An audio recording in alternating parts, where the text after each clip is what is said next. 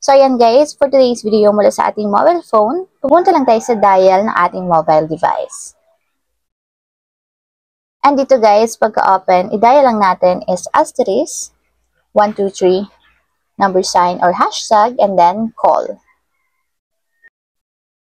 So ayan guys, after nyong i-dial yung asterisk 123 number sign, may magpa-pop up na option. So dito guys, ang pipiliin nyo lang is yung number 3, which is yung saya all.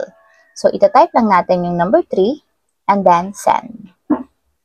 So ayan guys, ang pipiliin natin dito is yung number 3, which is ang nakalagay is 12 gigabytes, free only 5G for 7 days, good for 149 pesos. So number 3 yung itatype natin para ma-register natin yung saya all 149. So type number 3 and then send.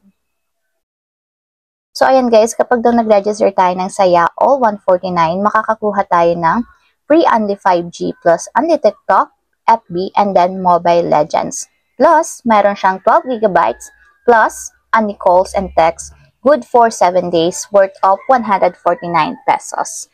So, para ma-subscribe or ma-register, type lang natin is number 1 and then send. So, ayun lang guys, ganun lang kasimple kung paano nga ba mag-register ng saya all 149 sa